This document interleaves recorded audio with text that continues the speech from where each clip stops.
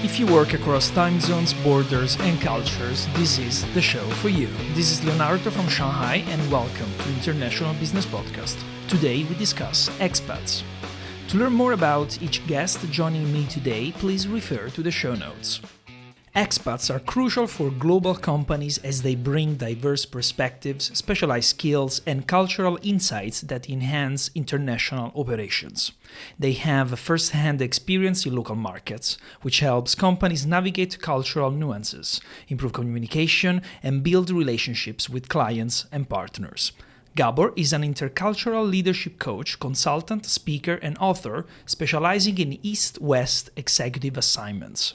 He supports corporate executives and public sector leaders in succeeding across national and cultural boundaries instead of getting lost in translation. How will he define expats and their importance in the international landscape? Thank you very much for having me on the show, and to jump right into it, there are a number of definitions that we use for the word expat.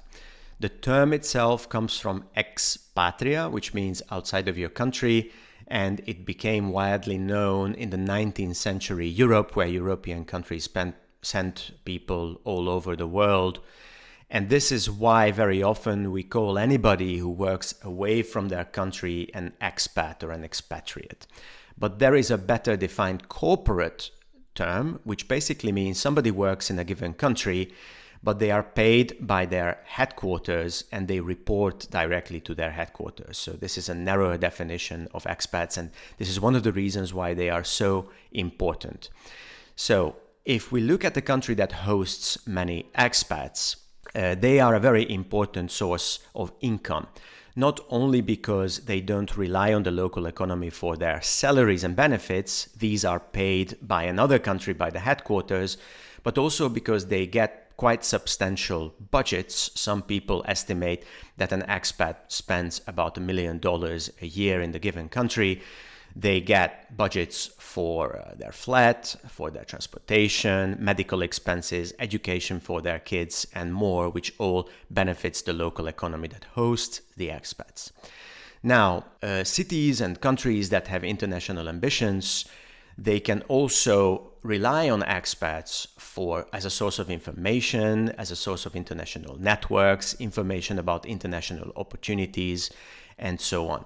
But it goes the other way as well, because expats usually live in a given country for only a couple of years, and once they return to their home country from, let's say, Mexico or China, they are very important sources of knowledge, experience, networks, and so on about and connecting them to the country where they lived for a couple of years. So if you go to a big corporate headquarters, the more expats rotated back from these places, let's say Mexico or China or a Middle Eastern country, the more the headquarters know about these countries and can make more informed decisions about business there.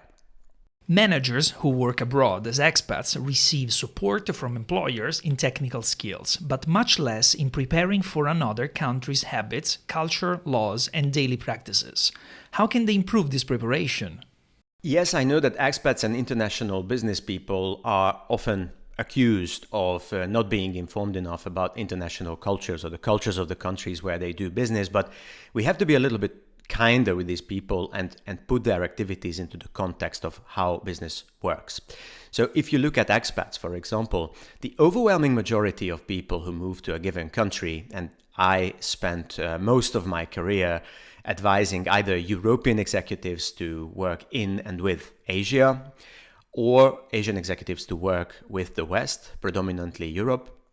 Most of these people don't start doing business with a country or move to a country for cultural interest.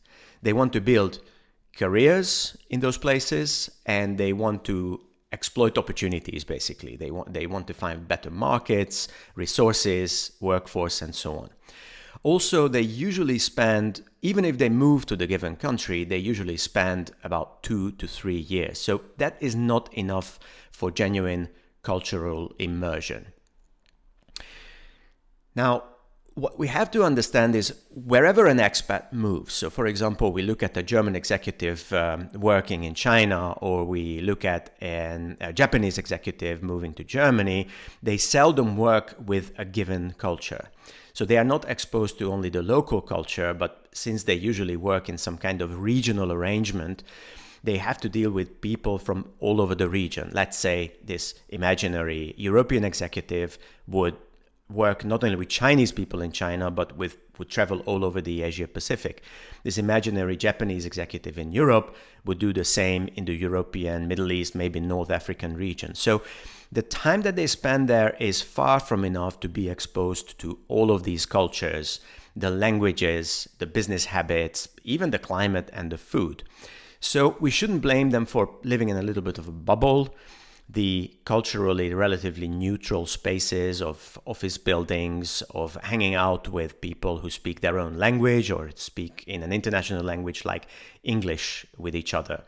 So that's why I actually encourage these managers not to focus on cross-cultural skills, which are specific to the country where they work, but intercultural skills, which means communication skills, teamwork skills, negotiation skills, leadership skills, which could work in any culture, which are truly the way to work with people from a cultural background that you don't know. For example, how talkative and silent cultures can work better with each other by not telling but asking, or by standing in between a proactive and a reactive culture by taking the first step, but then encouraging people to deliver in their own way. Intercultural leaders are skilled at adapting their leadership approaches to suit various cultural contexts, enhancing collaboration and team cohesion. Cultural diversity and company culture can be greatly misunderstood within an industry that is continuously evolving, and Chris is looking to spread awareness in these areas to help implement change. Hi Leo, it's Chris here, finally. What's the meaning of intercultural leadership? It's leadership, I guess, in the smallest and biggest sense of the word, leading people, not managing people, but leading people towards where they need to go. But that's the word about leadership. Intercultural leadership is when you're culturally competent, when you can give leadership to people how they want to be led. There are 4 types of management in general in the books, which is autocratic management, paternalistic management, consultative management, and democratic management. To give you a few examples, autocratic management, an example could be get me coffee now. Paternalistic management could be, I think it's a good idea that we get some coffee now. Okay, consultative management, an example would be, I would like some coffee. How do you think we can do this? And democratic management would be all hands in favor for coffee, right? So democratic management is not really a form of management. So in this case, from an cultural organizational standpoint, you have to realize that you have to manage your people in a way that they want to be managed, not how you are able to manage them, but how they want to be managed. That's important when it comes to intercultural management. In other words, it's not so much the skills that you have to adapt, your skills, those you don't have to adapt necessarily, but you will have to change your behavior. In other words, the way you do things, the way that you do them. If you're looking for more, check out the subscriber-only feed. For the cost of 1 cup of coffee per month, you'll gain access to the full archive and bonus subscriber-only episodes, in addition to the regular ones. Check the link in the description. Chris will share an example of cross-cultural business in India. Practical examples of cross-cultural business in India. Cross-cultural business in India. Okay, from a Western perspective, doing business in India is not that difficult. The point is reading the signals correctly. One of the examples is the Indian head shake, the wobbly head as it's called, and that is not always easy to read. The other, which is difficult for Western countries to deal with when it comes to Indians, not only Indians but also Chinese and Japanese, for instance, is the indirect way of communicating. In other words, a no is very hard to say for some Indians, and sometimes a yes means actually a no, or it's a circumventive way of saying no. In other words, I was doing some work with a group of Indians, and I was talking to them, and I found it difficult to actually read that indirect communication. We talked about this, sat down. I said, your way of indirect communicating is, for me, is hard to understand. And so I asked them, what is the alternative to no? I mean, if it's really a no, if it's something you either don't know, don't want to do, don't understand, or something like that, what is the alternative if you want to say no? And then they looked at me and they said, the answer was yes. So if there's no no, then the answer to the no is actually a yes. That's an example. Indirect business communication is a style of conveying messages that is subtle and often relies on hints, suggestions, or non-verbal cues rather than direct statements. This is already challenging when dealing with your own culture. When considering the interconnection with others, the chance of misreading or being misunderstood is even higher. If you're an expat, another aspect to consider is your social wealth. Shelley is a social wealth strategist helping professionals who move or work remotely feel deeply connected, trusted, and supported. Loneliness consistently impacts 30% of individuals, which has a huge impact on their workplace happiness, their productivity, and absenteeism. Lonely employers are twice as likely to miss work due to illness or family obligations, and 5 times more likely to miss work due to stress. Yet this 30% figure isn't consistent for all demographics. Loneliness impacts a disproportionate number of expats, 57%, full-time remote workers, 65%, and 72% of senior executives, revealing that it really is lonely at the top. With technology what it is today, when we go on an international assignment, we don't have to let go of all our cherished relationships until we return, but we do need some space to motivate us to make new connections when we are there and really be able to immerse in the experience. Our closest 12 to 15 connections have the biggest impact on our health and happiness. So doing some pre-work to establish who these people are can be really valuable. Plug their birthdays into your phone and set reminders to alert you. And everyone else? Well, why not just let them know that you're going away for a while? Choose a social platform to commit to during your trip and let go of some of the other platforms that you might be diluting your energy on. Less is more. Now that you've created some space in your life, trust that the right people will come into your life. When you feel an impulse to speak with someone, even if at first it feels uncomfortable, follow your instinct. Learn to ask better questions. There's some great conversation starter cards around that can help to inspire you with the kind of questions people feel comfortable answering that are more interesting than what do you do? Some of the obstacles that might hinder us from feeling connected when we're on an international assignment. I mentioned social media already, but this is such a big one. Stats are saying that people are spending about 3 hours a day on social media and only 27 minutes communicating with friends every day. We really need to shift this and inspire more live interaction with our closest connections.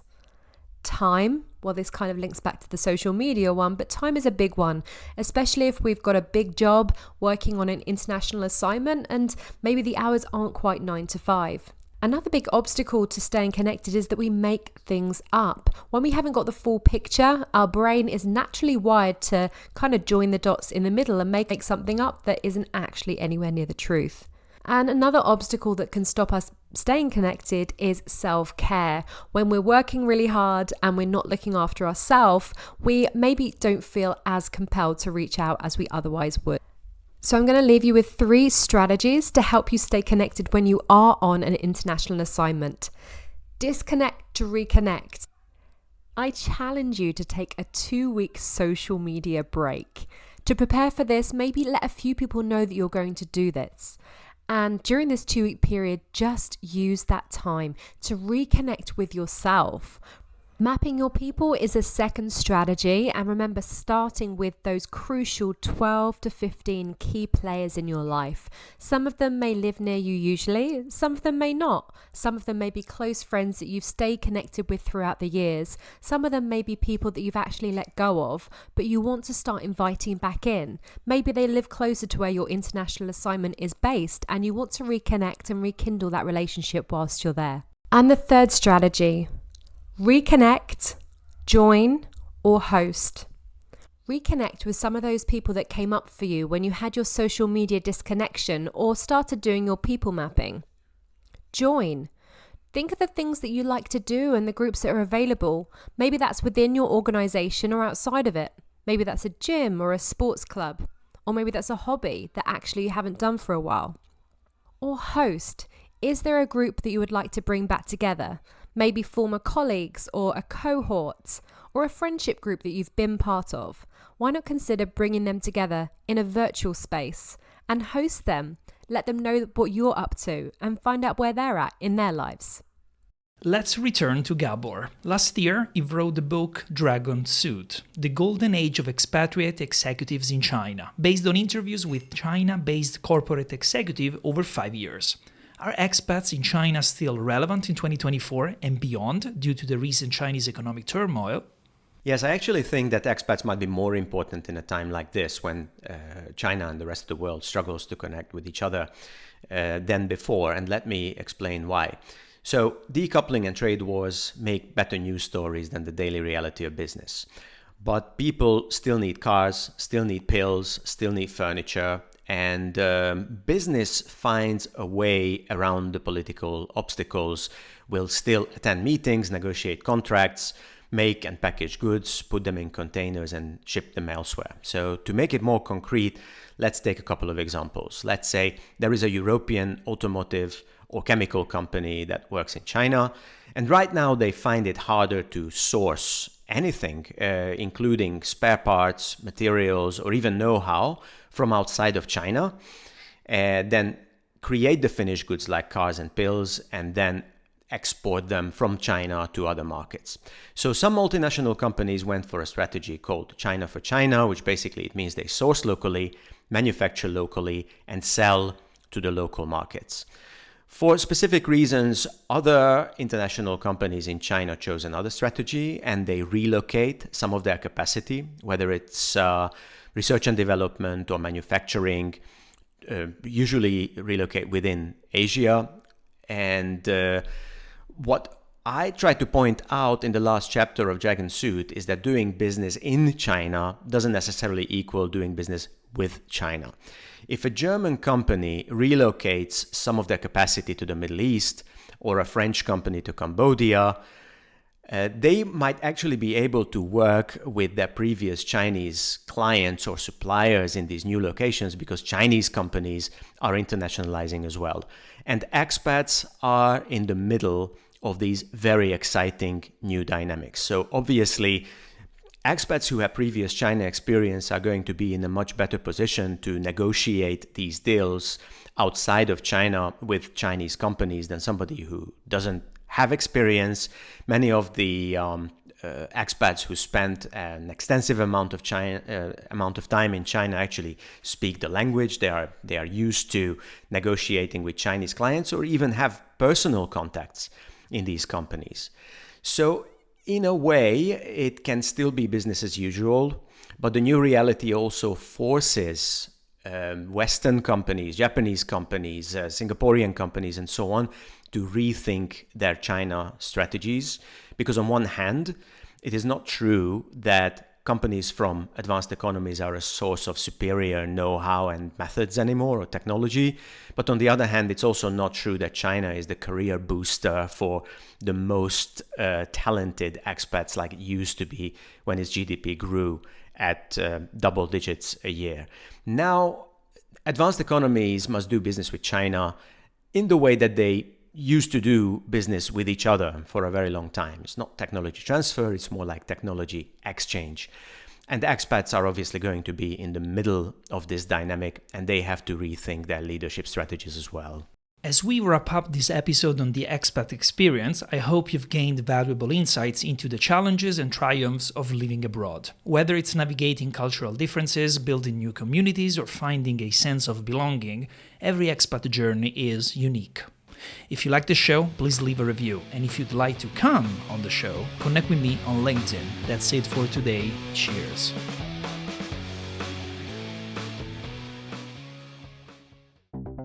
The world is stuck in a hard place. They are stuck in a split between the two world's great superpowers, the United States and China. What you might call multi-domestic strategy, which means that they customize the products, they customize the marketing strategies. And they would all say, Thompson, musukashi, very difficult to do. I don't know,